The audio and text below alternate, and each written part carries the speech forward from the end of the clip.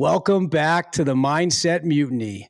Today, I'm joined by Dr. Dennis Clare, sports medicine podiatrist, endurance athlete, coach, husband, and dedicated father. He spent decades treating high-performance athletes, served as medical director for the Exeter Criterium, and now practices at Spear Hospital in the White Mountains. Dennis doesn't just treat athletes, he is one, a master blaster in mountain running and Nordic ski racing. He's competed in road, cyclocross, and mountain bike racing, all while coaching and raising his two sons. Let's dive into his mindset, training, and what it takes to keep evolving. Dennis, what's up, dude? Hey, how's it going, Mike? Thanks for having me on. Man, it was kind of one of those things where it had to happen, after, getting Ben on here. And it's just like, the way Ben talks about you, dude, we're in for a fun night. So I'm pretty excited to have you here, man. So thanks for taking the time out of your night, and away from the family and kids to talk a little bit about, growth. And you got quite a resume, man, quite a resume. And, and I only covered probably a quarter of it, if that. Yeah, many years. It's kind of odd to think of it's been that long. And like we had talked about before, at different times in your life, you end up doing different things, and one thing leads you into another. But having that endurance background, it's always there. You always have a little bit of an engine if you work on it for long enough. Oh man, dude, and for anybody that's listening that doesn't quite understand endurance sports, I mean, this isn't a 5-mile run. We're talking, when I think of endurance, I'm thinking 30, 50 miles, something like that. And then as far as bike racing, so, Dennis, walk us through what the mileage looks like when we talk about endurance. Oh, I mean, that's a good question, because I think there probably is an obsession with longer distances with running and things like that. But, when it comes to the basis of it, you think of like a track meet with relatively short events. I mean, I started in the 800 meter in high school, and quickly realized I was not very fast. So, I mean, it could be anything, right? And right now, the way my kids are, how old they are, it limits me what I can do. So right now, I'd say like most stuff that I want to get involved in is going to be 1 to 3 hours. Cool. Maybe as they get older and I have more time, I get into things that are longer. But most of the Nordic ski races I do are 10 to 50 kilometers in that range. And the cycling stuff like gravel, mountain biking could be fairly short as well. But anything that probably lasts 1 to 4 hours is what I'm doing most of the time. As of right now, because I know you've been on some journeys, so what is like one of the ones you're most proud of, one of your endurance, opportunities or whatever it was that you did that you got back and you were like, dude, that hits the chart, I think the one thing I love about the New England endurance community is that there are some really interesting events. So like one of the biggest ones, it just changed iterations this year too, is the Tuckerman Inferno. Have you heard of this? Have not. You got to explain it. So the original one was, well, going back like 100 years, I think the original one was basically summit to floor of Mount Washington Valley skiing. And it turned into, I want to say in the 90s, a pentathlon, they called it. So it was 5 events. And a few years ago, I think it was COVID driven, or around that time of COVID, they wanted to condense it and keep it all on snow. So it turned into an all snow event right around Pinkham Notch, including a fat bike, cross country ski, cool, to a snowshoe run, to skinning up into the bowl of Tuckerman Ravine and doing a technical line. They switch it depending on the years, right gully, left gully, lobster claw, and ski down through the bowl, down the Sherburne Trail, and the finish is at Pinkham Notch there. And so that's probably one of my proudest achievements, is doing that solo, and doing better than I expected in the field that was there. So yeah, and it's just, there's a ton of stuff like that. There used to be a thing called the Wildman Biathlon in Gorham. And then just this summer, I did one. I'm surprised I did it for the first time. It was called the Top Notch Triathlon. So you start in Franconia and bike uphill to Echo Lake at the base of Cannon Mountain, Yep. swim across the lake to the other side, and then run up the ski slopes of Cannon Mountain. It used to end at the top, but this year it went kind of halfway up and back down to the bottom. Um, Dude.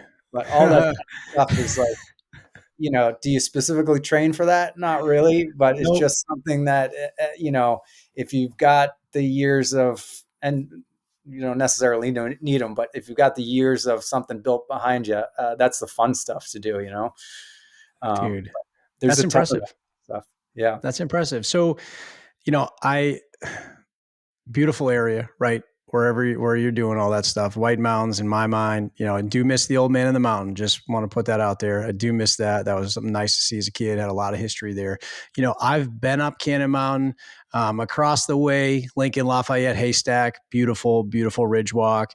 So know the area well. Could never imagine swimming through Echo Lake, which sounds like a bucket list item for some people, because I can tell you when I've seen Echo Lake, I didn't even know you could swim in it. So maybe there's this little they make an exception for when they're doing this event, right? So my biggest thing when you talk about that one you were super proud of, um, what's going through your head that keeps you going, because we all know, well, maybe not all of us know, but when you're doing something like that, there's a lot of peaks and valleys, in the mind. And there's a lot of, quit that wants to enter the head. And of course you've been pretty seasoned, so you've been able to ward these things off quite quickly versus, when you first started, it might have taken a hold of you a little bit faster. But, can you describe for me the self-talk that you're kind of chatting with yourself about, because we all have it, and I know I have a certain one, and mine, it tends to be a little more aggressive than maybe it should be. But I'd like to just hear your perspective on it, because you definitely have been to the edge. You've continued to push past that discomfort and into that area of unknown. It's impressive. So, hats off to you, really. Yeah. Well, I mean, I'll give you two answers with that. I'd say like 99% of the time it's very monotonous. I'm just trying to gauge my effort, realize where, beyond being honest with myself, where I'm at. Like, am I pushing too hard? Am I trying to stay with these guys that I should have no business staying with? Or am I okay? Am I comfortable here? And you got to gauge that line the whole time, because so if you're dipping way too far over your aerobic and sometimes your anaerobic threshold, you're just going to be paying for it later, and you're not going to be able to get through the thing. So a lot of it is just sort of gauging the activity. And with some of these mountain events, you got to realize you're going uphill. Even if you're going half the speed that you were just 10 minutes ago on the flat, you may still be over the limit. So a lot of that is just constant self-regulation, constant reminding yourself, are you drinking enough? Are you eating enough? And the science over the last 5 years has been, you can pump yourself full of a lot of carbohydrate that will keep you at a fairly high level, being able to stay in that threshold zone for a very, very long period of time. So a lot of that is just sort of like, it's almost robotic at this point, how you're thinking, keeping yourself within those zones, and reminding yourself to eat and drink. And if you've trained enough, it's fairly easy to do that. I've done things where, wasn't prepared for, and then more, Sure. it's kind of like, just get yourself to the next tree or the next spot or whatever, if you're just trying to get through something. Um, Actually, Ben and I just did this past spring, 100-kilometer mountain bike race that I was very underprepared for, and we'd signed up for it. We made it into like a 2-family vacation. So I remember telling myself, I'm just going to go until I see the wife and the kids, and I'm going to get inside that van, and that's going to be the end of the day. And so, when I rolled up to that van, and there's 4 little kids, yelling or cheering, like, I can't quit now. I got to keep That's going. right. So, That's right. yeah. So then that side of motivation, where that comes from for me, is a lot of things. I've got, my youngest son has a rare genetic disorder, and he's been through a ton of surgery, a ton of pain. I've witnessed him go through some very terrible, painful tests as like a toddler where he was just screaming the entire time. And my wife has some medical issues, and I think of them through some of that when it gets difficult.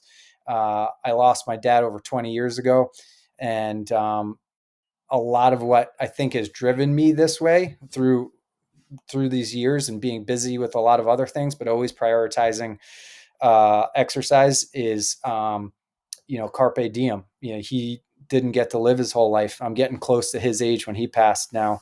And, you got to seize the day. You can't, you got to take advantage of what you got. And I think about that the last 2 decades in my 30s, and I'm in my mid 40s now, thinking like, well, another 10 years, I might not be able to do specifically this. So I've kind of gauged what I'm doing based on, inevitable decline of my physical capabilities. So, what does that mean? Do I go on this trip, this trip that's a little more adventurous? I probably should do that sooner than later, So a lot of that comes from, losing someone that was very special to me at a, very young age. So, but most of the time it's very robotic. Yeah, well, I mean, that's powerful. And thank you, for sharing that. We all have some hidden motivators in our life, and I do like the mindset that you have towards that. You're not running from it. You're using it for good, which is very impressive. And I talk to a lot of people that have been through different things in their life, and all different stories, right? And including my own. And exercise, one form or another, has always been where I've kind of anchored, over the last 5 years to provide, a relief from different things that I'm processing. But a few things come to mind. First of all, the example that you're setting, for your kids to follow, especially when, you're coming across that finish line completely gassed out. That's the shit they're going to remember. And, they're going to draw on that later on when they have to dig deep, and they're going to remember the example that you set. And I always try to tell people that, somebody's watching. You need to always, give everything that you have. And that can kind of sound generic at times, but you know what it means to give everything that you have, and I always tell people, like, if you're not pushing to tears, you have more to give, and if you're not pushing through the tears to the point where they stop, I don't think you've realized your potential in many different things. And that can be, and Ben and I were talking about this when he's doing his master's, because I shared with him when I was in the middle of my master's, I said, um, Ben, there were days where I would sit at the fucking table crying, just sitting there in tears. I'm doing schoolwork every single weekend for 2 years. And, it just comes up and gets you, man. And at that point in time in my life, I wasn't really pushing as hard then as I am now, but it's all kind of relative, because you adjust to that level of push that you're doing, and that level of activity, and then you just keep pushing more. And in a way, endurance sports is almost a very reflective of life itself, right? Where you started running 5 miles, now you're running 10, now you're running 20, now you're running 30, now you're picking up a different event, and you're doing this and this, and you're getting used to that weight of draw on the body and the mind and the spirit. And it's similar to life, where you've come through a lot of these hard things, where you lost your dad earlier than you should have.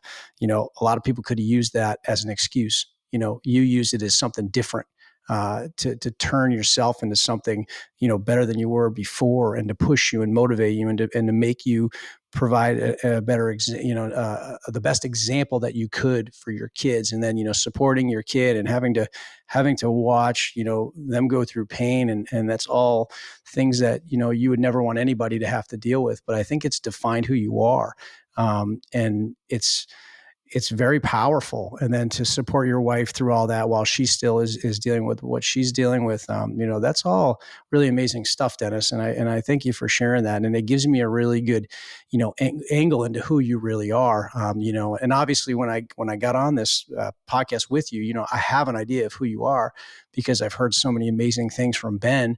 And anybody that Ben thinks highly of, I know is an extremely high quality human being. But for you to let me in on that, I really appreciate that. And when you just mentioned, I can just picture it. I can picture all the kids lined up. You're smoked. You have nothing left to give. You just don't even want to talk to anybody. And a lot of people don't realize, like, after you've pushed that hard for so long, your personality can change to the point where you're not the nicest guy that you used to be, and you don't have the patience that you once had when you started. And to roll up on them, and I'm sure you mustered a smile, and the example that you set.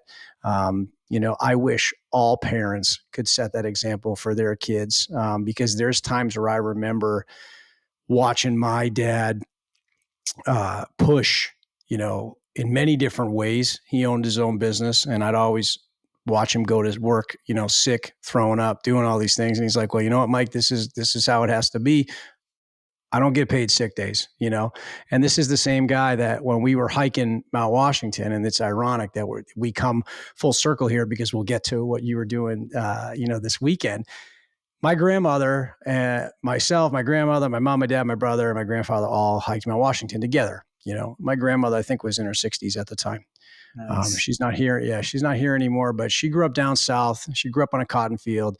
I've watched her chop garter snakes into little tiny pieces because the snakes she's used to are much more dangerous. So this woman was very tough. I mean, she was stacking wood into her 60s, quite an example for somebody to follow. But she took a fall. She took a fall pretty far up the mountain and split her head open. And my dad carried her down on his back and then walked back up to meet us at the top. And this is when we were young. And I still remember that. And, I haven't really talked about it since it happened, but like you bringing that up and that example that you're setting, for your kids, I just want to let you know how impactful that is, because I can remember all the times my dad did things where he didn't have to do them, or he could have shied away, or he could have done something different, but he took the bull by the horns. He went after it. He set the example for us as kids. And so man, that resonated with me when you said it. I was like, you know what? I got to share this with Dennis, because maybe you do realize, maybe you don't, but these are things that will impact the rest of these kids' lives. And, and I think you're setting a great example. So, very proud of you in that sense, for sure. Very proud of you. So great work. Appreciate it. Yeah. It's always, I coach my older son's Nordic ski team too. And it's, have for the last few years. This year, I'm just volunteering with his team here. And you wonder what motivates the kids sometimes, like is what I'm doing just normal to him, just another weekend we have to go because dad's got something. Usually I try to turn it into something bigger than just the race. We try to, if we go somewhere, we make it into a little trip. But I often think, is that just normal, or is that something that they're going to look up to? But at least they'll have that experience, like have that as a standard, say, of something that they can do. But yeah, dude, so it's funny. I was reading a book, and it was talking about, your gut microbiome, how your gut microbiome obviously dictates who you are, your personality. It's called Mind Gut Connection, was the book I was reading. But it talks about how your life leading up to a certain amount of years, right, is how all the gut microbiome decides who you're going to be. And it decides based on inputs and what's going on in your life. So, and not just what's going into your body, so there's a whole visual connection through the mind to the gut, all that stuff, right? It was a really great book. But what you're doing now, whether the kids think it's normal or not, later on when they become adults and they become more self-aware of who they are, they will start to place these pieces, just like I've started to place these pieces. When I told you earlier that I hiked all the 4,000 footers in New Hampshire individually with my family, right? All before my 16th birthday. That's a pretty decent accomplishment, right? Oh, yeah. Most people have never, hiked more than a few mountains, right?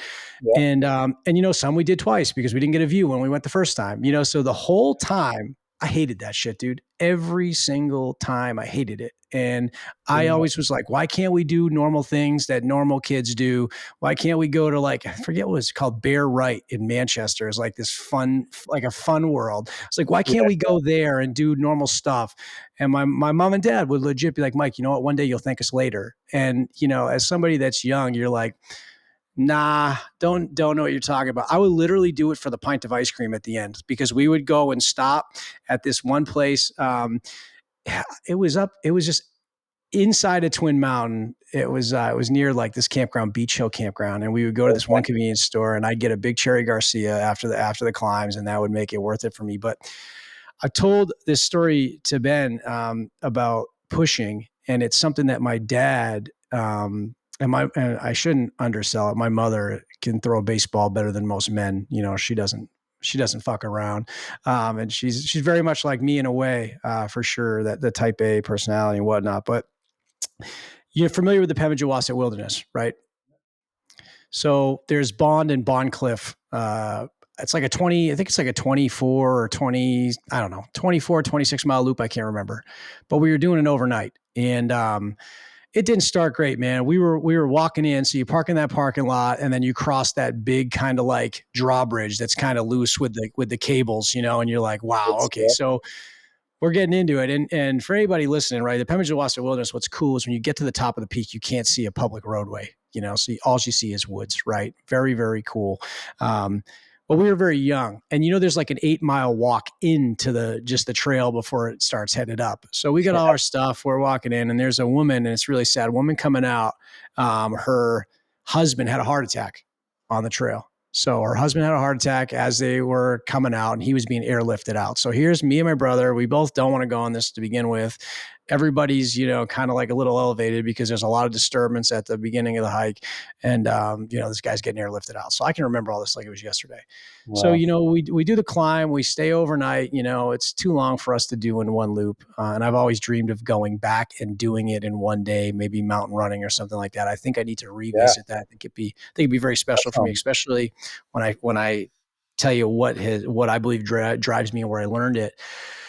So, you know, it's a beautiful climb. You get up there, it's awesome. And then we're coming out, right, the next day. And, you know, we're out of food, dude.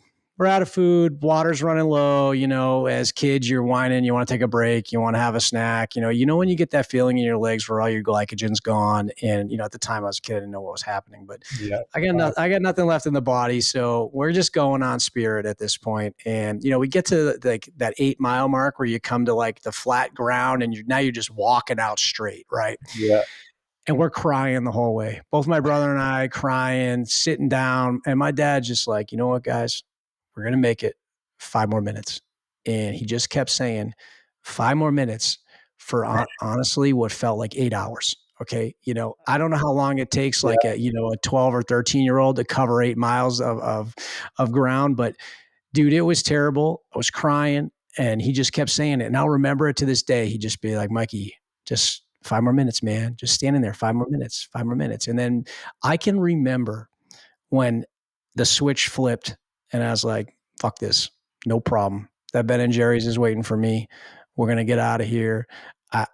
I love how this feels, you know, and it was a really powerful moment to get back to the car. I remember, you know, hugging my dad, being like, yeah, we made it, you know, and he's like, I knew you could, no problem. Like, I'm proud of you guys. Like, great job. That was a good sized climb for people your age. You should be very proud of yourselves.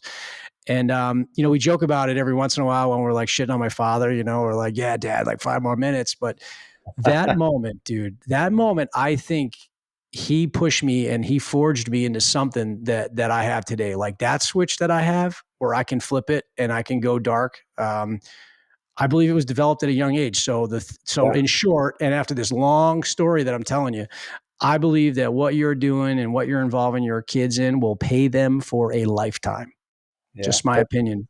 Yeah. No, that's the whole idea, right? Just to kind of expose them to it, get them involved with it. And yeah. It's neat to hear. Yeah, man. So obviously, you know, you're not just an endurance guy. You know, you got a full-time job as a podiatrist, which I'd love to hear which one came first, endurance or being a podiatrist, and how that all works out. Because, you know, when you start to do these things, you definitely need a good one around you if you're gonna if you're gonna be an endurance athlete. That's for sure. Yeah, endurance first by far. Yeah, I got into cycling with a group of older kids from school I knew, and they were already racing criteriums and things, and so I used money I'd made in a summer job to get my first bike, and that's where it kind of started. And I was a soccer player, but I had a couple good friends on the cross country running team, and I would do their Saturday long run with them. And I remember getting in trouble from my soccer coach before, like, you're exerting too much energy on the weekend doing like a 10 Absolutely. mile long run with these guys. And it was just something I enjoyed because we would just do like kind of, casual pace 10 miles, but it was more exploratory. We'd like cut through farms or, I always loved maps and geography. So it'd be like, oh, that, I didn't know there was a hill back there. Or I didn't know you could connect that farm to that beach, like all this sorts of stuff that just fascinated me and really hooked me in at that point.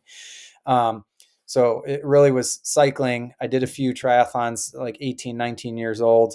Went to school, did some mountain bike racing and then road racing in college. And then I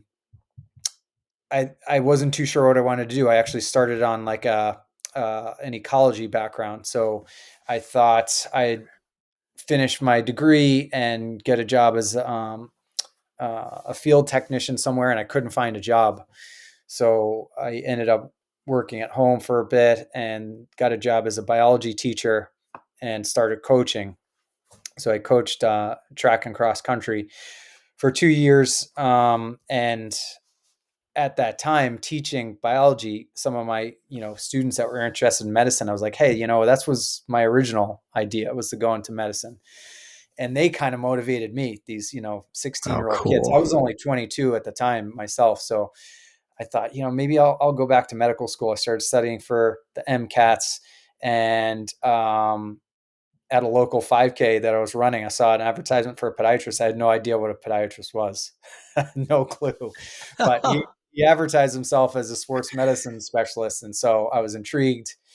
So he and I shadowed, I thought I wanted to be like a rural primary care doctor. And I Yeah, just didn't like the lack of like intervention involved. It's a sure. lot of like a lot of thinking. You've got to be highly intelligent and manage a lot of medications on patients, on complicated patients. But I wanted more hands-on.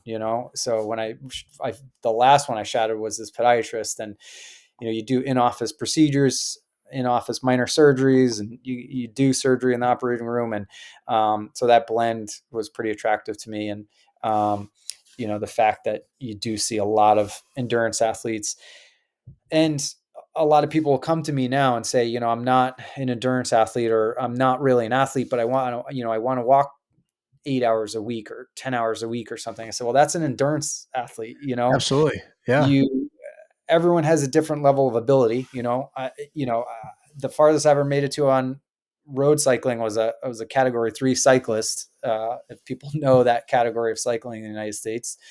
And, I knew pretty early on I wasn't going to be, Tadej Pogacar, who is the best right now, who can put out 6 to 7 watts per kilogram for a half an hour. So you realize what your level is. But the thing is, I think too many people compare themselves to different levels, and that's where people get into trouble, get into overuse, that sort of thing. But everyone, whatever they're doing, if it's repetitive, I tell them they're an endurance athlete. It's so sports medicine was kind of like my passion with podiatry, and yeah, that's kind of what drove me into it right away. When I was in school, I got involved with the American Academy of Podiatric Sports Medicine, which I still am today.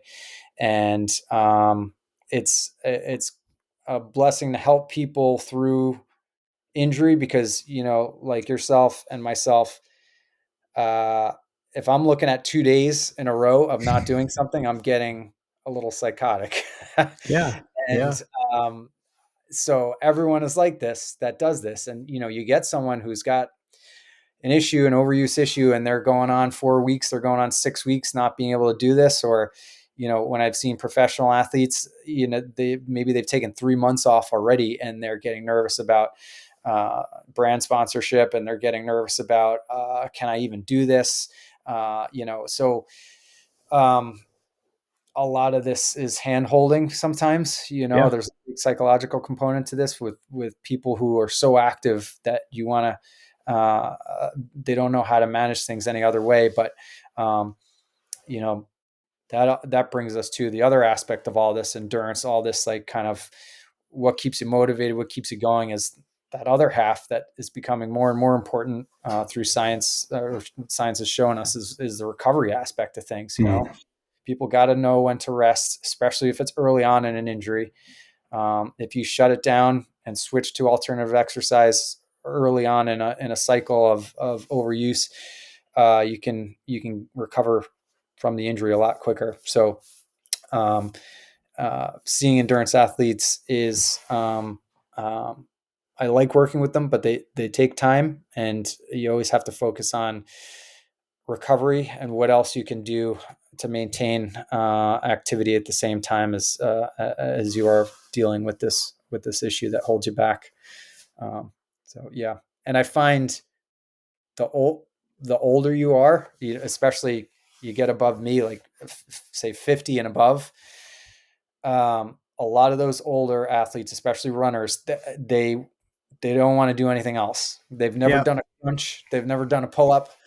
They Yeah. just want to run, 70 miles a week or whatever insane mileage they've kept over the years. And then you get to just below me, let's say below 40 or below 35. They're much more open to, nowadays, the word is prehab. Okay. Have a little niggling knee, doesn't hold me back.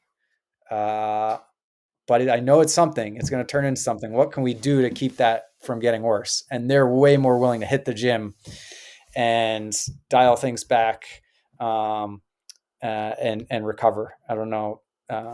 There's a famous runner. I don't know if you've heard of Parker Valby.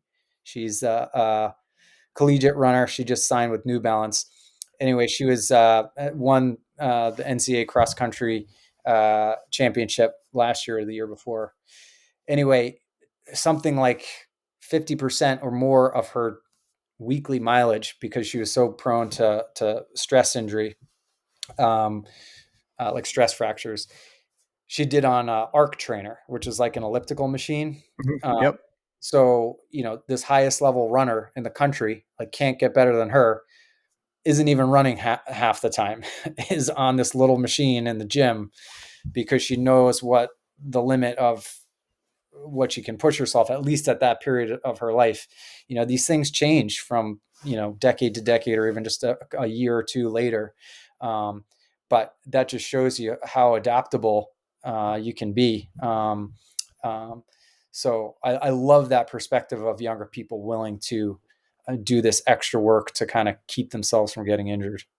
That's great to hear. So you said a lot of great things that I'm This like is just very clicking around in my meandering. brain. Like, I'm like, man, we could talk for like 3 hours about what you just said, So for number one, my favorite endurance runner is Sally McRae. You probably know her as Yellow Runner on Instagram. Massive quads, like just like totally outside of what women in the sport look like, right? And she always talks about how important weight training is to staying healthy as a runner.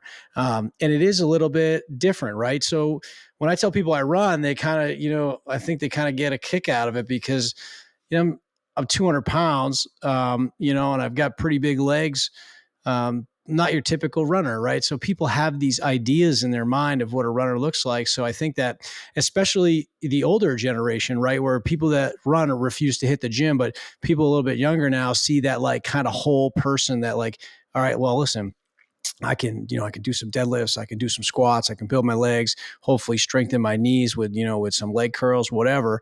And then go out and run. I'm not saying go out and run 20 miles, but like going out and running, a 5 mile run and a 4 mile run and maybe a long run on the weekend, like that's pretty good to be able to do in balance. So like when you're talking about balance and recovery also is speaking my language, but I don't get too far off of that. Some things that stuck out to me when you were speaking was levels, right? Levels to this, right? There's levels to everything in life, whether it's fitness, learning, self growth, diet, all of these things. And I think it's very important that you mention that because for a long time, I'd always compare myself to other people at other levels.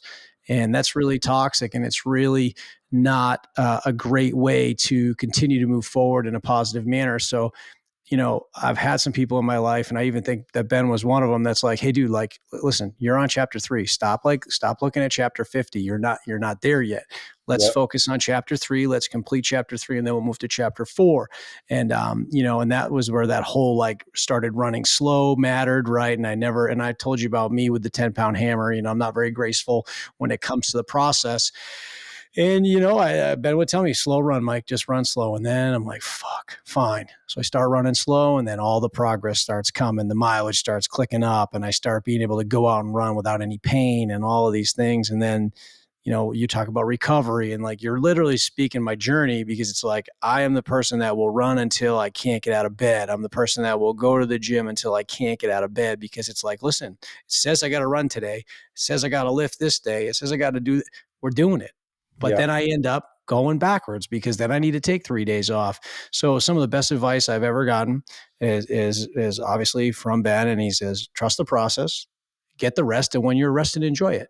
And it's really hard to do, as you know, and as a lot of your patients know. So yeah, recovery, and I'm going through a recovery period now where I just started jujitsu, at the beginning of the month, right? And so I was obviously lifting and running quite consistently and doing quite well. And then I'm like, you know what? Life is getting boring. I need to insert more to try to break myself, obviously. So I'm like, let's do jujitsu. I've been scared of it for years. I'd love to be more confident in handling myself. And again, at the end of the day, I've been running from it. So now we've got to decide we're going to run to it. So getting in there the first couple times, Dennis, felt like I got hit by a fucking school bus.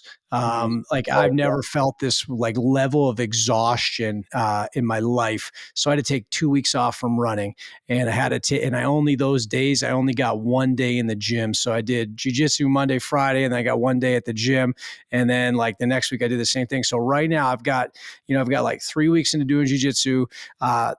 These last couple weeks, what's actually 4 weeks into doing jujitsu, I've got 2 weeks of like starting to rebuild the running in the gym. So when I say rebuild the running, I've run 4 miles last week and 4 miles this week, which is not a lot in the running world, but compared to 0, I'm pretty excited about it.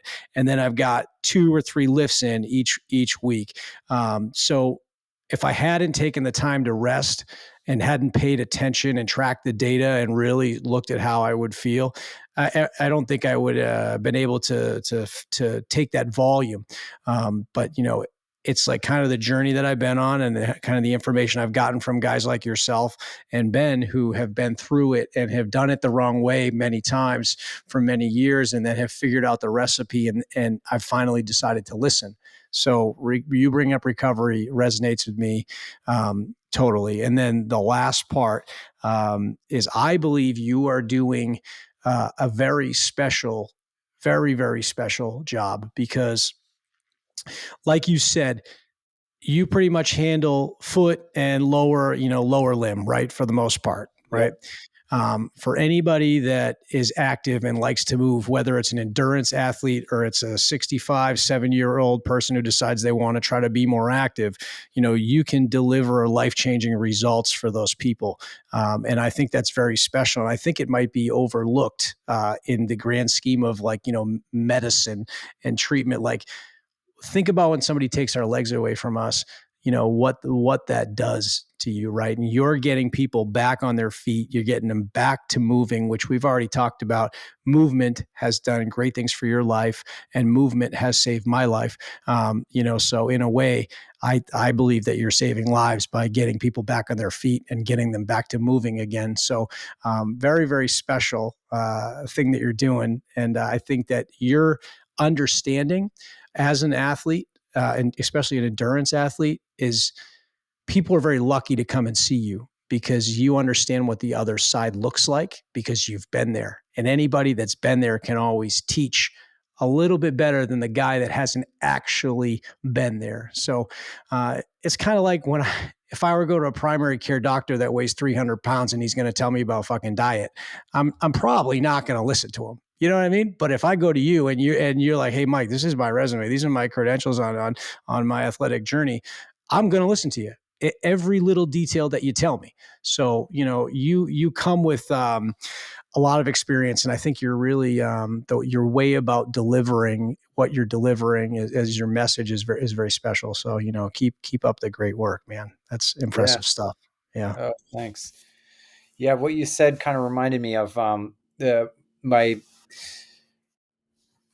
academic interest in feet is basically evolutionary biology, and it kind of merges what I started in, which was ecology, from looking at it from an evolutionary perspective, and in terms of human development. We talk about 10,000 steps. 30,000 years ago, people were probably doing like 60,000 steps, let's say. Oh my You know, God. you think of yourself like camping, or when you were doing the Pemi loop. Uh, what is it? You're waking up, you're trying to secure food, right? You're moving around your environment. Maybe you have to go a far distance one place. Maybe you have to go hunting. People were always moving, and as we've lived modern lives, we sit more, right? Yep. From kids to adults, and that leads to a whole host of metabolic disease and disorder and chronic disease, cardiovascular disease, and diabetes being the most. And going back to Tadej Pogacar, his coach, this guy Inigo San Milan, he is not only his coach, he's a physiology researcher, and he has studied how mitochondria's role in chronic disease, cancer, diabetes, cardiovascular disease. And the mitochondria is the powerhouse of our cell, right? It takes in energy it takes in the energy we take in and provides energy for the cell. And that gets very dysregulated when you're not using it. So the connection of disuse or dysregulation of mitochondrial function leading to potentially, at least in this line of research, to diabetes, cardiovascular disease, cancer, that sort of thing, is a fascinating avenue of science that hasn't been looked at as much as the DNA basis of all of those things. Right. And so where I'm going with this is that I see a lot of diabetics. Half of what I do is wound care. A lot of Yep. patients with cardiovascular disease, diabetes, neuropathy get wounds on their legs and feet. And it's a whole host of things that they need to do to get better. But let's say I've got this diabetic patient, they're overweight, they start exercising. The thing I always hate to see is someone like that, they start to exercise, they really start to love it, and they develop an overuse injury, and then they have to sit back out. And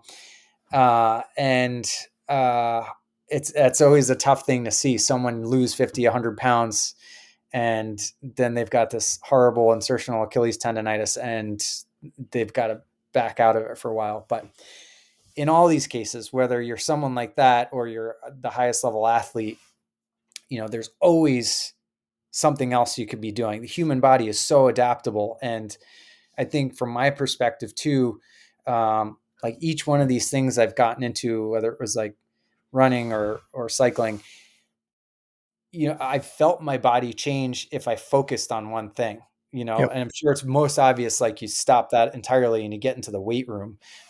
There's a famous marathon runner, Ryan Hall, who was like string bean, like 6 feet tall and I like know that name. I know that story. yeah. Yes. And when he stopped running, he started weightlifting, and he's like huge. He's jacked. But that's the Absolutely. human body is so adaptable. You can turn yourself into something totally different, and it takes a lot of time and it takes persistence. But yeah, I mean, the first time I met you is that 1 mile road race, and I've been Yeah. used The to doing these, sprint. right, these hour-long efforts. And coming into my early 40s, at that time I was thinking, you know, I I think I could probably go as fast as I did in high school, and I'm really curious to see. And I didn't put too much effort into it, but it was a good 6 weeks where I probably did 3 or 4 track workouts and maybe 3 or 4 faster road workouts in preparation for that. But I was only 20 seconds off my fastest high school time, uh, Wow. from 17 to 42 or 43, or however old I Wow. was then. So, yeah, I mean, it's just persistence over time with any of these things. But um, uh, I love to see people make those changes. And what we were talking about before off air, the whole barefoot thing. Yeah, Someone very barefoot, cool. like, not walking down their driveway, their gravel driveway to hiking, major mountain barefoot. Like, people can do that. Your foot is that adaptable to that's a possibility. Um, and until people try these things, you don't know. You have to study. You have to get going on the journey first. Absolutely. I like being barefoot. I had mentioned to you earlier that I feel that during the summer times when I am barefoot, I'm much happier. I can feel more energy. And I know people are going to laugh at this, but I feel like my blood's flowing easier, and listen, it's not too far off because the whole point of grounding is to separate those blood cells, kind of clump up, and it helps, we're electrically charged beings, right? As a guy I work with that's very, very intelligent with electrical, and he is a firm believer in the fact that our bodies need to be grounded. And when he started breaking that down for me, after I had kind of heard all the science behind it, heard all the podcasts about it, saw the products, being sold, which some are good, some aren't. But then to hear him talk about it, like, just a guy that will fix all sorts of crazy electrical problems on equipment that I, couldn't even imagine. Right. And he's like, no, it makes sense. It makes sense. The body is an electronical being. It needs to be grounded, blah, blah, blah, blah, blah. And, so in my mind, I'm like, as I'm walking around outside or I got my feet in the sand, I'm like, you know what, dude, I'm like doing something good for my body. I'm feeling good. And then I'll try to walk a little bit further, on terrain that I don't normally walk on, to try to toughen up my feet. And it makes me feel like, just a little bit kind of back to nature, back to, that more connected feeling, with the earth. And I feel like I feel like experienced some real benefits there. So yeah, Yeah. really, really cool that you've done that, especially with you hiking some mountains barefoot. That's also pretty impressive. Yeah. We'll talk to that over a while, but yeah, I mean, there's no strong, solid science behind grounding, but I'll tell you this, there's no strong science behind this either, but when you look at old people's feet, I see plenty of young Yeah. and Yeah. old, You see a lot of feet. a Yeah. lot of old people's feet. Being in shoes on hard, flat surfaces, what essentially your foot is not evolved to function with or on. Uh, the only word to describe it is atrophy. You put your arm in a cast for 6 weeks, and you could tell the muscle is weaker. A lot of older people's feet look like that. They're atrophic, like they have no fat pad on the bottom of their foot. Their extensor tendons on the top of the foot have overtaken the muscles on the bottom of the foot that hardly ever work to Oh, counterbalance. wow. And so, what you lose is this neural connection, right? And you talk about neural connection to the ground, and grounding. But you have many different sensory nerves in your foot. They sense hot, cold, sharp, dull, things like that. The biggest, well, I shouldn't say the biggest, but one of the big ones is proprioception, where you are in space, basically your balance nerve. Yes. So, you're doing things like yoga, you're doing things like taekwondo, you use that quite a bit. Someone in a shoe that has their shoe on all day or just walking on hard floor, they don't really have that as much input going into their brain about their environment, and to me, I think that's what causes a lot of the atrophy over time, is just there's no solid connection of environmental input over time. And if you do that for long enough, you get these very atrophic appearing feet. And just the opposite, I've seen like 85-year-old yoga instructors, and and she's got a foot that looks like a 20-year-old, Wow. and so that's where I think a lot of that lies. and you talk about a uh, problem. I won't say this, it can be a separate disease, but it's often associated with diabetes, is neuropathy. And neuropathy is loss of or dysfunction of these sensory nerves. And the first thing they tend to lose, or one of the first things they tend to lose, is their sense of balance, because those little sensory nerves just aren't telling their brain where they are in space. And so a lot of this has to do with just like waking up some of that neural connection that gets a little bit occluded when you're in a shoe, let's say, all the time. Um, and so, yeah. And again, just like your mitochondrial functioning pathways that can be adapted through training, your foot can be adapted through training too. Wow, that's actually some pretty impressive stuff, and it's pretty powerful, when you really lay it out. Because, I'm big into trying to, I've at least realized that there's a lot of muscles in my feet that need attention, right? So, I'm rolling my feet, I'm wearing toe spreaders, I'm trying to take my shoes off when I can. But when you take your shoe off, you take your shoe off, you look at your foot, you can tell it's been crammed in a shoe. Like if you were to Google a picture of somebody that's never worn shoes before, they have a much wider foot. That pinky toe is way out there. Like, could you just imagine that they must have double the balance that anybody in a modern country would have, right? Because you can just, again, it's at the end of the day, it's footprint, right? How big is your footprint to provide that balance for your body? But something that really kind of struck me when you were talking was the neural input to like what your body's receiving through your feet. The only thing that holds us to the earth, that makes contact with the earth, is our feet, right? We're not walking around on our hands. Um, Right. so the input to, kind of like what connects us as living organisms, we're one of the only animals that wear shoes, right? So, that's quite odd to think about. And I'm sure you talk about it a lot in your line of work, but very, very impressive. Like, just the perspective that you've given me with those few things that you've said.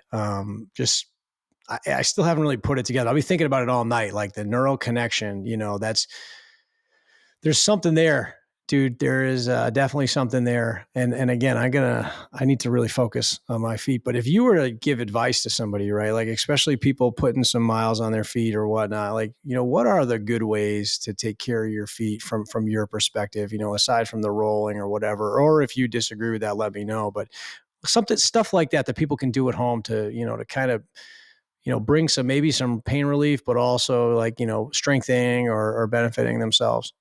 Yeah. I mean, there's a lot of that.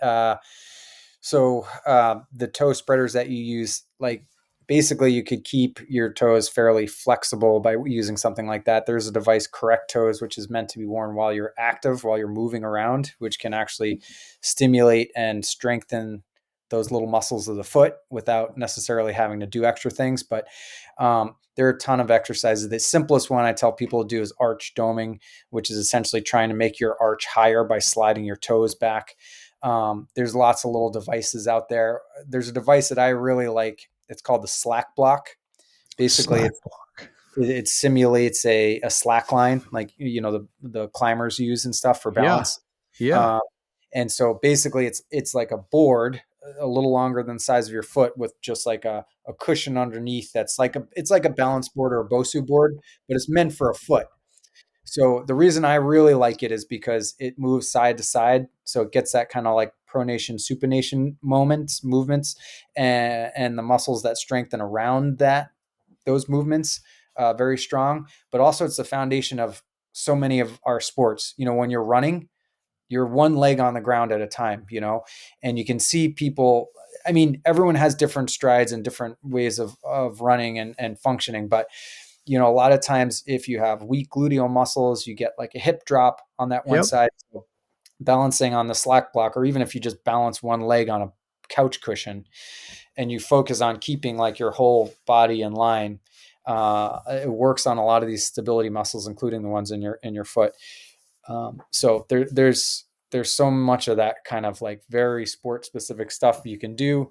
But for runners, cross country skiers, you're always on one foot. And so I like that device for training the whole lower extremity, but also those muscles in the foot.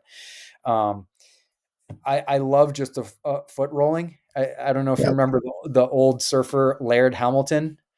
Um, No, tell me about him.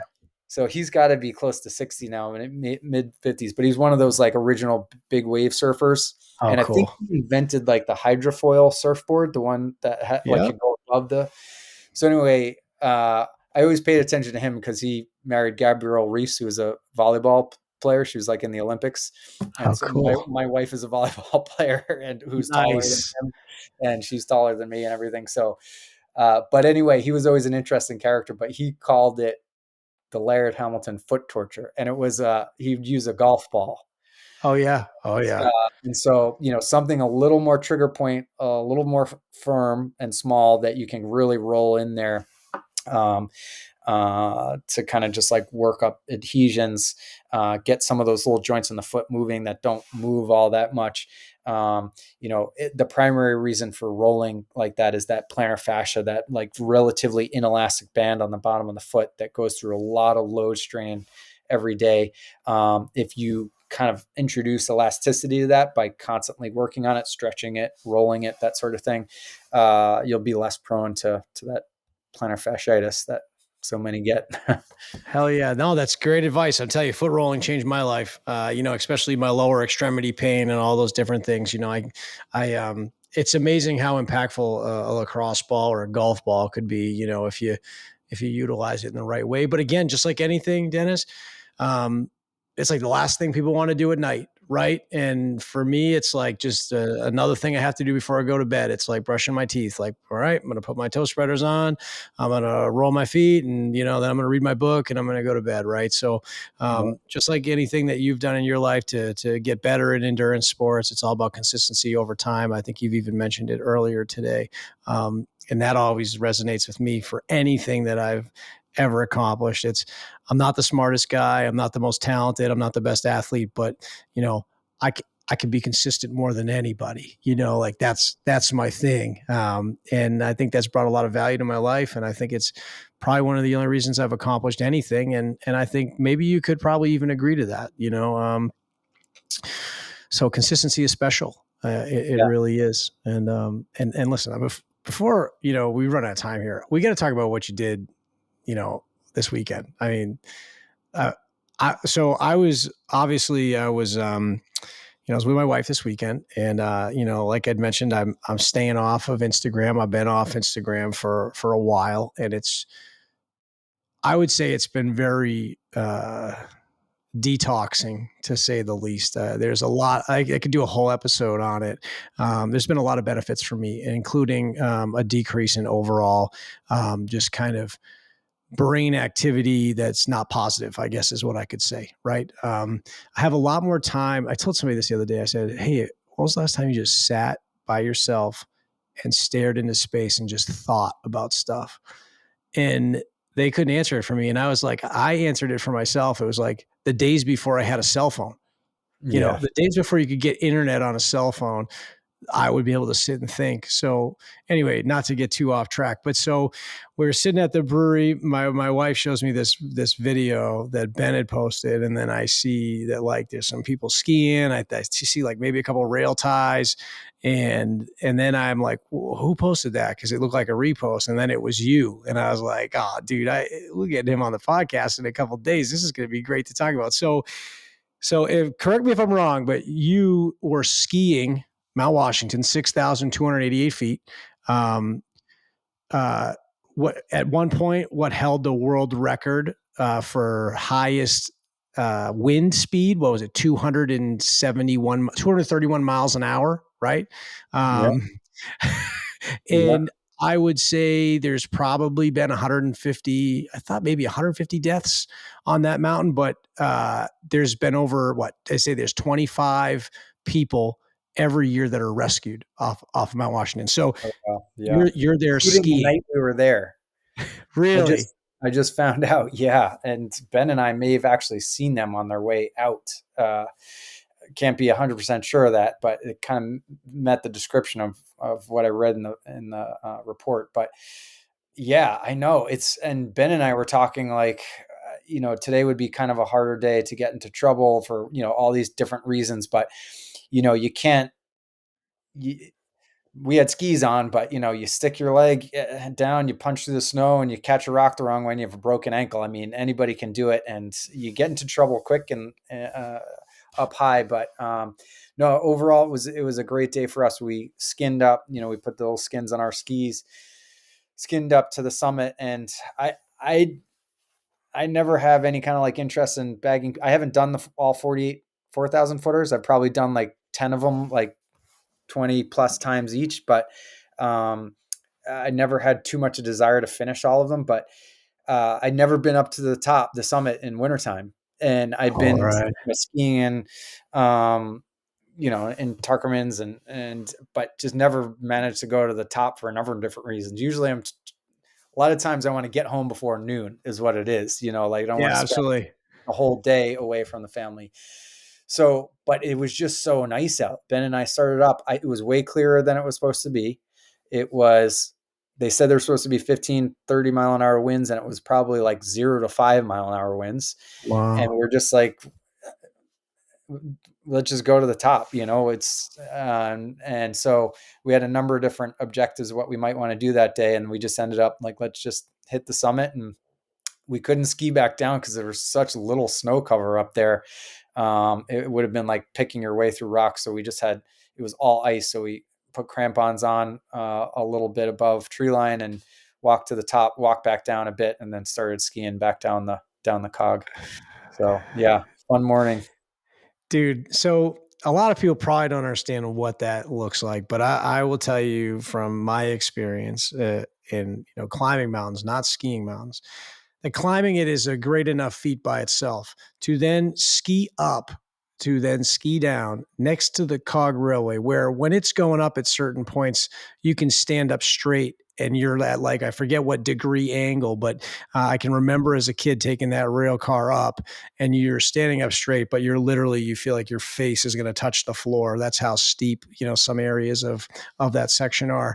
And I feel like when you start telling that story, it begins like every major tragic mountain climbing accident ever begins, right? It was beautiful out, Right. we didn't think we were going to get ourselves in trouble, and we went and pressed to the peak and blah blah blah. But before, so I was reading a little bit more about Mount Washington, and it's known for some of the worst weather in the world.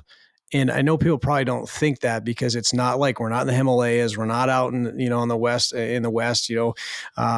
but that weather up there, and there's a weather station on top of that peak, right? So they're obviously pretty well informed, um, but it can turn so quick. Like where I remember hiking Mount Eisenhower, and we get up to the top, it's beautiful and sunny, turn back around, and immediately a hailstorm is rolling in, and you're above tree cover. Like you said, you can get in trouble really really fast, and then all it takes is a small injury, and now you can't carry yourself out of there, and now you're in big trouble. So how do you guys mitigate that risk, because you know what you're up against, and you guys are very experienced, but sometimes that experience can cloud your vision, right? So how do you continually stay sharp, and how do you continually stay prepared so that if an emergency did happen, you can get your ass off that mountain?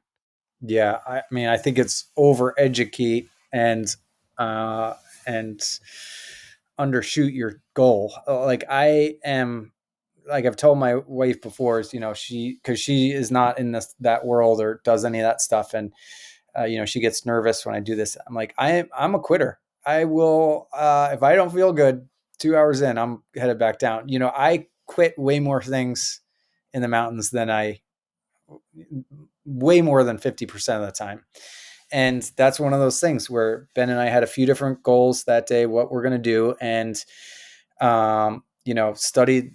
studied the weather for the day, studied the avalanche forecast for the day, like, just had a series of things that we're going to do. But it's very, very rare being up there so many times that those conditions are like that, and I knew we had a window. Like later that evening, the weather was supposed to turn. They're supposed to get some snow. Winds are supposed to pick up. But yeah, I think a lot of it is just really paying attention to the forecast, choosing the right time to go, and then making the right decisions. If someone's not feeling great, it's time to go down. It's um, I think it's easy to push too much when you're in a survival scenario like that. Like you never want to be too tired when you get to your spot, because then you got to go all the way back down, no matter where it is. Even if you're Yeah. only halfway up and you're already too tired, you could already be in trouble. So, um, yeah, I think education is key, and experience too. Different snow conditions, what tools you use, like winter hiking. Before I did skiing, or before I ski up and down, I have snowshoes with me at all times, because you can get pretty bad. It can look totally rocky, and then you have pretty bad drifts. Um, and that can be miserable, even if you're in a sheltered area and you're hiking and you've got to break 3 feet of snow with your snowshoes. I mean, that's a lot more taxing than hiking in the summertime. And then if it's totally packed in, it could be easier than hiking in the summertime, in the winter. So, yeah, it's education, and always be ready to bail. Yeah, that's great advice because, so I'm coming off of reading this book called Deep Survival. It was Oh yeah. recommended to me to read. Have you read it? No, I've heard of it though. Oh man, it's totally your speed, and a lot of things that you're saying is so. This guy studied all of these accidents over many years, from plane crashes to mountaineering accidents to scuba diving accidents, and all these different things. And he tries to make a determination of what makes a survivor. Um, and number one is positive mental attitude. So he realized that all of these people that survived these horrific things had a positive mental attitude. But people that have avoided these things too, and they went with their gut, right? He talks about that gut feeling being very important. And that's what you're expressing by saying, yeah, man, I've quit more than a few things, because there was a story about some guys that were climbing, whatever, on ropes, right? Climbing the face of a mountain. And, they had showed up late. The weather wasn't what they thought it might be. So they figured they had a short window to get up there, get down. Long story short, they get caught in terrible weather. They're not prepared. Hypothermia is coming in. They had a problem with the rigging. One guy falls off the mountain, and all of them, at the beginning had that opportunity to say, dude, let's just not do it today. We just, not everything's going our way. So when you mentioned to me that you paid attention, you've backed off before, you got to read the book, man. Yeah. I got to get you a copy of it, because I read it in 3 days, and Nice. I learned a ton, of Yeah. just, and there were some things that I do, that I believe, according to the book, would set me up to, be well positioned in certain things. And then there's other things that I learned in the book where I would say, well, geez, my ego would have pushed me into that accident. Like I would have been the idiot saying, you know what, no, I'm tough. We're going, because at the end of the day, when you mentioned that, like, you're up there skiing and it's a survival, it is, you're in a survival zone. Like you're not meant to be up there. The human body cannot stay up there for that long and take what Mother Nature has to give out. So, it's like you always have to temper your ego, and you always have to respect the beast that's really, eventually will win out over you no matter what, right? But amazing book, really, really amazing. And it would really resonate with you, especially with all your experience. There's one where they talked about guys self-arresting with their ice axes, right? But they had a 30-foot slack line, and they, none of them had ever, fallen that far and tried to self-arrest the other.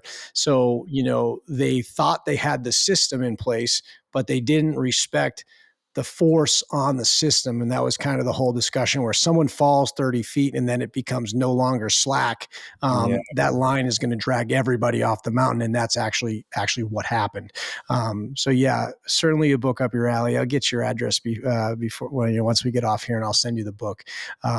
You got to read it. But I love what you're doing. I think that you're on a special mission, and really excited to just kind of see what you're up to next. And that race that we ran, you brought up that mile sprint. Yeah.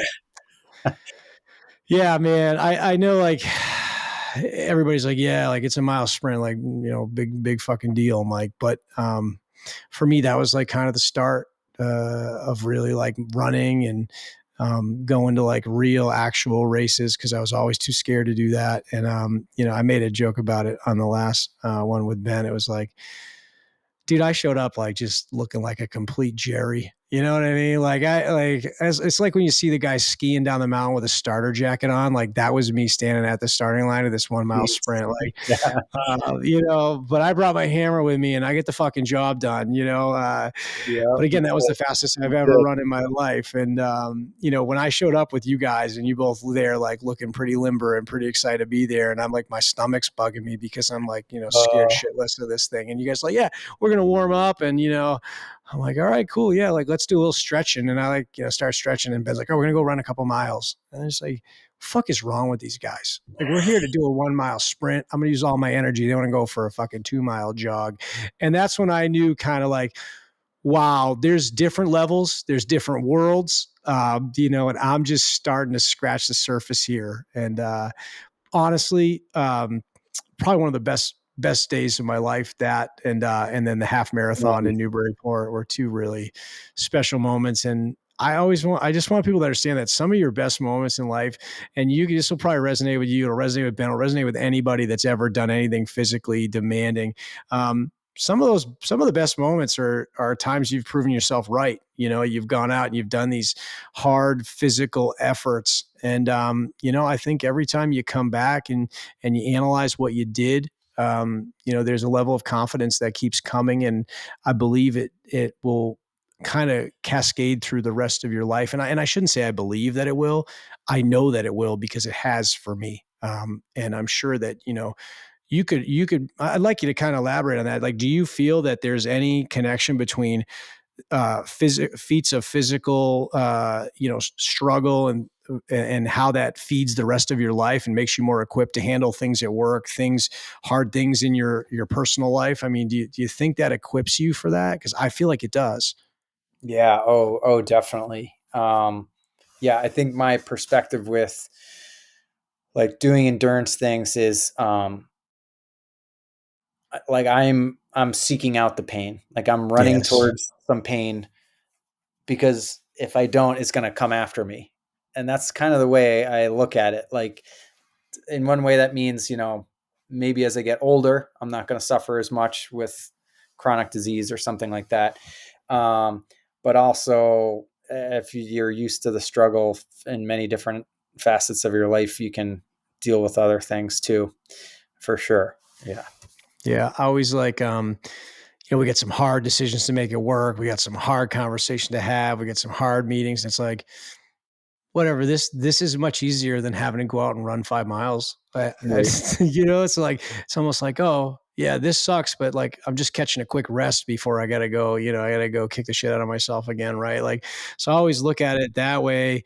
And again, I honestly believe like getting out of bed and getting those shoes on or getting into the gym or going out riding the bike, like some days you don't want to do it. And even though like I've told you, the bike has saved my life and it's a very happy place for me, Yep. there's some days where I'm like, I don't want anything to do with it. And once you get on it, and then, I always say like, and I've mentioned this to Ben before, it's like, I don't evaluate on a run. I don't evaluate how I feel until about 2 miles in. I just don't even evaluate. Like, Yep. Yep. that first half mile, you're like, I have to turn around. Like, I feel like I'm going to die right now. Just things aren't going right. Then Yep. so I have this rule where at 2 miles, I'll evaluate. But I'm not evaluating. I'm not even giving a thought to an evaluation on how I feel, what's painful, what doesn't feel good, how my stomach feels, how my head feels. Like, I'm just not paying any attention. Yep. And that served me really well because almost every single time, come up to a mile and a half, you come up to, a mile 3/4, and you're like, oh, dude, I feel great. Like, okay, so now we're looking at how many more miles and how much time do I have to be out here to, to kind of dump it all out, right? So Yep. Yep. that's something for me that's been super helpful. Just, not really evaluating and not really thinking too deeply into it until, much later, because I'm sure there's been plenty of times that you've wanted to quit, a couple miles in or, you know, uh, Yeah. a Yeah. couple And that's, runs in or whatever. it is a tough thing too, to also gauge like when is this productive or not productive? Am I too tired? Do I need to stop?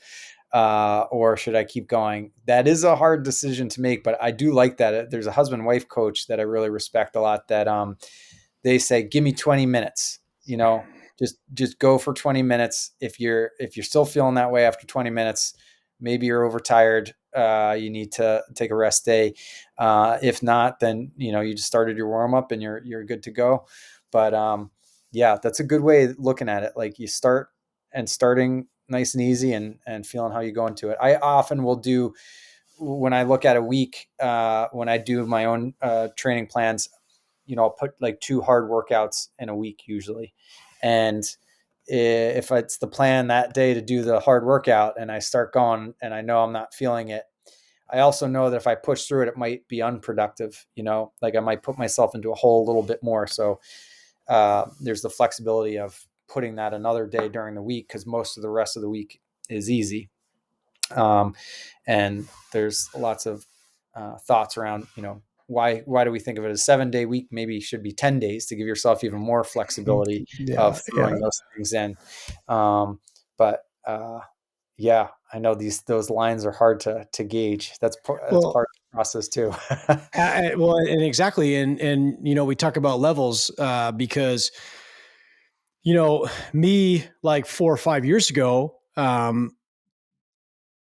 might not have known exactly what it's like to push. So when I get that half mile, 2 mile, 1 mile in, and I'm like, oh man, I got to shut it down. It's like, nah, dude, you need to go experience like what that feels like. So you're at a level 2.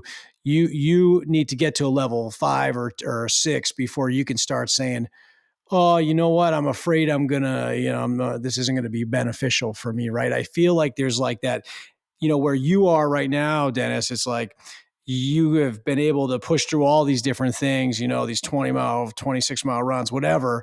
So you've earned that right to say, okay, I know what pushing is. And I know when I'm a little bit out of line from that, when now I'm just being stupid. But when you get started, everybody needs to feel like that discomfort for the entire effort, and then they need to continue to push a little bit more and a little bit more. And I believe there's a place or a certain level that you hit where you've proven that you can push. You've proven that the mind can run the body, right? Where you're not going to take any input from the body. The mind is going to do its thing and it's going to force the body to follow. Now, once you get really good at that and you can do that over and over again on demand, then you can start to say, okay, listen, I can still do this. The mind's not giving up, right? I'm not like letting the mind say that we have to like stop. The body's telling me that it needs to stop. But you learn that connection over time by putting the miles on it and pushing through all those discomforts and through those different activities. So like when I talk about like, I'm always afraid to say anything to anybody about like, hey, pay attention to your body, because I don't know what level they're at, where it's like, you know, when I was first starting out, Ben never told me to pay attention to my body. He would just say, I would say something stupid like, hey, you think I can do this? And he'd be like, yeah, sure. And then I go fucking Yeah. do it, and then I fucking go do it. And then like, but I learned through that process of like how it felt to push. But now where I am now, if somebody was coaching me, they wouldn't be like, all right, Mike's mind, is giving up on him. He's letting his mind's letting him be soft. It's the exact opposite. It's like, hey, his mind needs to calm the fuck down, and he needs to pay attention to his body. And that's like kind of where we're at right now. I'm not quite there yet. Ben's been working with me on that to try to get better there, where it's like, okay, Mike, the mind is like, you're good. Like you've got this thing that's going to drive you through a broken leg, a fucking, whatever, cut your arm off, and you're still going to try to figure out how to run your thing. But I need to get better at now being in communication with my body, because I have done stupid things that I think, like you mentioned earlier, puts you in a hole. But for everybody listening, it's like, I just want to be clear on like, listen, if you're running down the road 100 yards and you're tired, oh, fucking stop. Just keep fucking running, because you haven't gotten to that point yet, but you will one day, and you'll understand exactly kind of what we're talking about with that balance. Is that a fair statement? Yes and no. I'd push back a little bit and say, uh, there's a great TED talk that everyone should listen to. A coach called Steven Seiler. He's an American from Texas. He ended up moving to Norway and became a sports scientist there. And well, he was already, I think, a PhD by the time he moved over there. Anyway, he had grown up running cross country and was like, I think this group that I was talking about before, over 50-year-olds, you push it, like everything should be hard. You should be drilling every practice all the time. And he got to Norway and he was like watching this professional cross country skier in front of him running in the summertime, and she walked every hill. And he was like, "What the hell? What's going on here? Why is she walking?"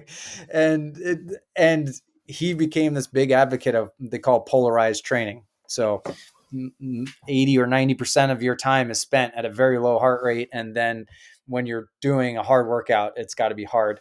And with little kids I coach and any adults that are asking me, I tell them to start really slow. Like a heart rate monitor gives you a lot of input. And so, if it's a walk run where you need to start with, you need to build some resiliency, I think, to even get to the point where you can push longer. But yeah, I mean, sometimes even a 10-minute walk could be uncomfortable, but there is that fine line. Like, are you really taking it too easy? You just have to be honest with yourself. And that's why I think training plans are really good. You've got this thing to sort of commit to as long as it's appropriately written for you. A lot of people can't, they want to run a 5K. The first month might be all walking, or brisk walking. And you're doing like little intervals of like 30-second pick up the pace walking kind of thing. And you slowly work up to that. So, yeah, but then you get to a point too. I found, a lot of endurance athletes in their 50s, they have such a strong base behind them and such relative little time to train sometimes, where they might do all of their training in zone 2, which is not particularly beneficial if they wanted to go really, really fast. Right. And it's not particularly beneficial for recovery, but they've pushed their aerobic capacity up to as high as it can go. And other people are not quite at that point. Other people couldn't be doing that as much as they can do. And they're in this world where maybe they're busy at work and they can't exercise for a week. But then every time they do, they can do 2 hours pretty hard each time, and that's a totally different spot than someone just starting out. But I like to, sometimes it's intimidating for people just starting to, you don't want them to think that everything's going to be painful. It's that it's going to feel really good at one point. It's going to feel so good that you don't want to miss a day, but yeah, when you're training for something, you got easy days and you got hard days, and you got to make each one of them count. Yeah, I mean, dude, amen to that. That is a beautiful thing, right? I always like laugh about the day before, the week before my half marathon. Ben gives me the running plan, and it was like 7 miles, 4 miles, 3 miles, 3 miles, 2 miles, and then like take a short jog in the morning before the half marathon, whatever, something crazy, right? I remember Yeah, telling everybody about it because everybody's like, "Oh, make sure you rest that week," and I'm like, "No, exactly the opposite." But like, I really, it's like respect the process, follow the plan. So I said, you know what? This individual that's telling me to do this has a lot more experience than me. I'm going to listen. I'm going to put myself in their hands. I'm going to trust them, and sure as shit, dude, and put up, what, sub 2 hour, 1 hour, 59 minutes and some change. I great. was pretty proud of that effort. And, Yeah, but that all started when, we did that 1 mile sprint. I got the taste for it. And, I just want everybody to get a taste for it. That's part of like doing this thing. It's like, hey man, like exercise can help you. It can help you throughout your entire life. And whatever that exercise looks like, it doesn't have to be running. It doesn't have to be lifting. It could be riding your bike. It could be swimming, rowing, whatever it is. Like, just go move the body because that's what we were designed to do. And you've taken that to a whole nother level, that's it. It's the best Yeah, medicine. Someone said that, if you could bottle up exercise, it would be the most successful medicine in the history of mankind. it And is. I Movement really is believe that. medicine. It really Yeah. is. Yeah. Could I I mean, could look I at, leave yeah. you could I leave you with a few books to read? I know Yes, I would love I to. gave you I gave you the TEDx talk of Dr. Steven Seiler, which is fantastic. I think I forget the name of it, but if you look up TED Talk, Steven Seiler, Seiler, you'll find it, and he is a great little storyteller with that talk. But the psychology of like endurance. Have you read Alex Hutchinson's Endure. Endure? No, I have not. Okay. So that's a fantastic one. It kind of gets into the psychology of endurance, like the limits of human potential and pushing their bodies. So you'd like that one. Similar is Steve Magnus. He's a fantastic running coach. He's one of the best follows on social media, I think, for someone looking for a running coach or running inspiration. And he's written a number of different books. I don't want to say the best, but I like the one. My favorite of his is Do Hard Things, it's called. And so a lot of it's into the psychology of being able to do hard things or how to do hard things. And that's a really good one. And then one more is a friend of mine, Bill Donahue. He's an author. He's a very good, one of New England's best masters cross country ski racers, and he just wrote. He's been a long form journal article writer. Magazine and newspaper writer for a long time, but he specialized in like long form articles and magazines. But he wrote his first book last year called Unbound. I think it's like Unforgettable True Stories of Endurance Athletes. And to me, that's the thing about keeping people motivated. I tell anyone that's getting into it, like, one thing that keeps me into it is I love watching these sports, Yep. like knowing some of the athletes, following their story, learning about them, paying attention to the sports. Like, that stuff keeps you motivated. When you read some of these stories, like that can keep you motivated more than anything. I'm excited to read those books. You obviously know me well because books are a huge part of my life now. They've been a big part of my life for the last 5 years. I attribute a lot of my breakthroughs and a lot of my whatever newfound successes to reading. So yeah, thank you for sharing those, and I will certainly buy them and get right on them. And I'm going to send you Deep Nice. Survival, Yeah. which I think, dude, you're going to rip through in a few days. Super excellent book, but more importantly, to close this thing out, if there's somebody out there, right, and then I need your advice to share with everybody. If there's somebody out there that's having a hard time getting started, what is a no bullshit advice that you can give them, that can get them out there moving? What would that be? It's hard. I'm so measured with things. I tell them what I would go back to with my dad. You only have so much time on this planet. If there's something you want to do, you gotta start doing it now. And everything takes preparation and planning. And if you don't do it right, then you're going to quit early. And if you do it right, it leads you down a long road that's only going to be beneficial. So yeah, take advantage of it right now. We don't have much time on this planet, and you can only do so much. So get after it. Listen, that I will take that home with me. That is something that will resonate with me for a long time. So thank you, Dennis.